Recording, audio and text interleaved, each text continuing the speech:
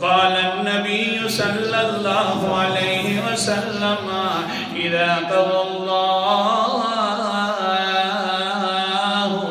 في السماء ضربت الملائكة بأجنحتها خزوانا كأنه سلسلة على صفوان. جس وقت اللہ تعالیٰ آسمانوں پر حکم نافذ کرنا شروع کر دیتا ہے، اپنا حکم سناتا ہے، اللہ اکبر کبیرہ، حضرت محمد مصطفیٰ صلی اللہ علیہ وسلم فرماتے ہیں حال یہ بن جاتا ہے جو چھوٹے درجے کے فرشتے ہوتے ہیں حملات عرش کے علاوہ، ان کا حال یہ ہے کہ اللہ ضربت الملائکۃ بأجنحتها خضعانا، اپنے پروں کے ساتھ پھڑپھڑانا شروع کر دیتے ہیں، بے ہوشی کے اندر مبتلا ہو جاتے ہیں، بس صرف اتنی آواز نکلتی ہے جس طرح صاف پتھر کے اوپر تیر کھینچا جائے، صاف پتھر کے اوپر زنجیر کھینچا جائے تو آواز نکلتی ہے، باقی ان کو کوئی پتہ نہیں ہوتا، کیونکہ حکم جو اللہ تعالیٰ کا آ گیا ہے، ڈر جاتے ہیں سارے کے سارے فرشتے اور بے ہوشی کی حالت بن جاتی ہے۔ ہمارا کیا حال ہے؟ ہر وقت حکم سنتے ہیں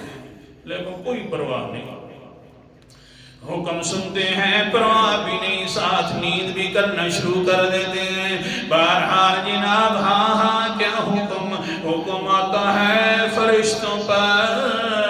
سارے بے ہوشی کے عالم میں پھڑ پھڑا رہے ہوتے ہیں، حتیٰ کہ حضور صلی اللہ علیہ وسلم نے آگے پڑھنا شروع کر دیا اذا فزع عن قلوبهم قالوا ماذا قال ربكم قالوا الحق وهو العلی الکبیر۔ آیت نمبر 23 ہے، 22واں پارہ ہے، سورت کا نام سورت سبا ہے۔ جس وقت فرشتوں کی گھبراہٹ دور ہوتی ہے، اللہ تعالیٰ کا حکم چلا ہے، آسمانوں کا مالک اللہ تعالیٰ ہے، پتہ نہیں کون سے ارشاد فرما دیا ہوگا، چھوٹے فرشتے پوچھتے ہیں قالوا ماذا قال ربكم،